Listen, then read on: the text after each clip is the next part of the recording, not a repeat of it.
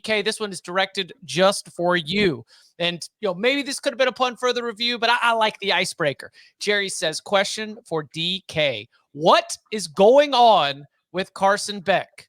Comparing last year to this year, what has changed? Are the picks on the quarterback, the play calling, or receivers not on the same page? What are we talking? 11 picks in 5 games? Yeah. The streak we're on right now for Beck. So from the quarterback's perspective, what do we make of this? And I think the thing that's most alarming is it's come against their 3 most significant games. And of course, it cost them a chance to beat Alabama when they found themselves back by so many points. Didn't cost them versus Texas. It didn't cost them against Florida. But it is a major cause for concern. When you're throwing that many picks, I don't think it's ever one issue. I think it'd be really easy to see if it was just Carson Beck. I think it's an issue we've talked about all season long.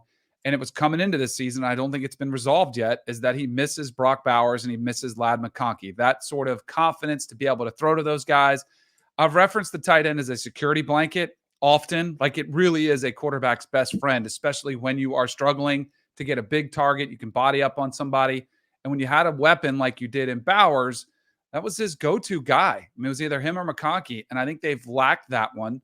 I think you can see the confidence is clearly starting to wane, and that also undermines your ability to throw with confidence and put your foot in the ground, because you'd almost rather throw it decisively on a mistake than to throw it indecisively to the right target. You know what I mean? You really would. Just rip it, but be confident in where you're ripping it. I think he's not 100% sure sometimes where to go with the football, if the receiver is going to be in the right spot. And then there's been a couple balls that have been tipped, and they haven't had the run game to support them as much as they've had in years past. So I think it's a combination of everything, but it is starting to become way more alarming. Do you want one more take on it? Yeah. Who was the last, if ever, great quarterback that you've seen with either gladiator war paint, with Anakin Skywalker war paint on your face, or with Batman eyes on your face? It is worrisome for me. It is bothersome. I would almost not draft a guy. You guys know my take on Will Levis. Will Levis was a big face paint. He still got it. What are we doing? Just freaking play ball. If you want a little eye black, even at night, you just want a little bit, that's cool. But enough with the eye black already. What about Tebow? Yeah, Tebow, but his was simple with a little simple message. I get it. I would argue the greatest quarterback of all time loves wearing makeup. He even gets work done. So he wears it. Yeah. He knows what he's doing. Are you talking about Derek Carr's eyeliner? No, I'm talking about Tom Brady. I'm just saying. Yeah. No, but hey, what about real quick before we get going on Tom Brady's pre-show routine, and which maybe might have been his pregame routine, who knows? Health, wellness, all these things. Is Carson Beck still a first-round quarterback? It's hard to say. Is he gone? Now. Is he going to come back to college? I don't know, but I do think that it's definitely not helping his draft stock. As for will he be a first-round pick or not, who knows? Because Will Levis was a first-round pick, and I don't think any of us on this show are sitting there saying, "Oh yeah, you should definitely use a first-round pick on Will Levis." So it's going to depend. It's going to depend on how he finishes the season. It's going to depend on how he does in the lead up to the draft if he decides to go. So I don't know. I would say the way he's playing right now, the fact that it's a discussion is just the reflection. Whereas if he'd been playing well, I think we'd be talking about him being the number 1 pick. But if you look at all the quarterbacks that were supposed to be the top guys in the draft this year, outside of Shedeur, which ones are actually having really good seasons? Fair. Right. Exactly. This class is not good, and that's going to be a theme of one of my UFRs later in the show. I think Cam Ward and Shedeur are 1 and 2, but I don't know where they go 1 and they'll be the first and second quarterbacks taken off the board. I don't think they go 1-2 like we saw last year, or 1-2-3. I am not going to make any guarantees on the show again as it pertains to where a quarterback should be taken. I personally would not take Carson Beck with a first-round pick. When is the memorable game that he had that was a wow, okay, I can win with that guy? He's had more vulnerable games than he's had the reason they won the game.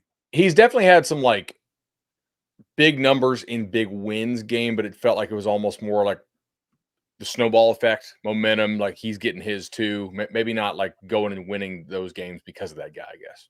I know Bowers got a lot of credit for it, and deservedly so, but I thought Carson Beck was huge in that win over Auburn last year.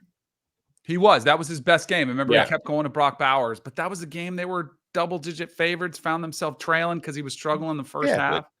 It's how you respond. It's like Yeah. that's what matters to me, I think, more than anything. But you yeah. got to, like, this is starting to mount up where if it was one game where he had three, like, let's just say No, it was one of them, but they're starting to mount up where it's like, this might just be who he is. He's got like the yips or something. Like, I don't know. It's like it's you see it with baseball players where they can no longer throw to first base. I feel like he's got some similar thing going on mentally where he's just chucking balls at linebackers. I don't know what's going on. That is exactly how I defined him this morning on my radio show, is like Rick Ankiel, the baseball, the pitcher who came out, couldn't hit like the anywhere in the vicinity, and they've switched positions on him because he had the yip so bad. That to me tells you it's confidence when you're just continually making, like, he is, and maybe that's why he's wearing the Batman eyes, so you can't really see his eyes, but I love to look at a quarterback's eyes and see, you can either tell, like you can tell, are they deer in the headlights or are they like with confidence where they're going? And like, I'll give you an example. Will Howard has been awesome this year, no matter what's faced him, whether it was the pick six this weekend and he bouncing back from the game against Oregon, where a lot of it was his fault sliding early. The dude's got an edge to him where it does not bother him. And I love seeing that from him. And I haven't seen that from Carson. He looks a little bit shell-shocked right now. Also, like, it's hard to know because you're just observing on television. But one thing I did notice is, how's Kirby on the sideline typically when he's not happy? Irate, Pretty animated. but Yelling a lot. Pretty damn animated. After Carson Beck throws the interception, is Kirby yelling at him? nope. No, he's consoling him. So I don't know. I definitely think there's something going on. And even Kirby's kind of trying to be like, all right, how the hell do I get through to this kid? And he did it after the game at Texas. They asked him about Carson Beck, and he's like, that guy's tough. You know, we won with him. He's our leader. You know what it kind of reminds me of? Boy, the Georgia fans will not like this. The way Dabo talked about DJU. Remember, he would keep throwing interceptions, and Dabo's like lifting him up and building him up. And I don't blame him. I would probably be doing the same thing because it doesn't do you any good to bring him and tear him down. You know, you can do that with other positions. There's other guys to go to. But Georgia's ride or die is Carson Beck, whether they like it or not. And didn't Kirby come out in this post game talking, trying to pump him up again about overcoming They're not those all his early fault. mistakes? Yeah. Kid gloves? Is Kirby using kid gloves with Carson Beck? Just I not don't know. Tate Frazier. Could be. I don't know. We'll see. I mean, what would is that also because of the lack of confidence in Gunnar Stockton or Jaden Rashada? Probably some of both. My guess here is that like they know that Beck's best is what they're going to need to win a title, and they're don't trying wanna to break unlock it. that. Right?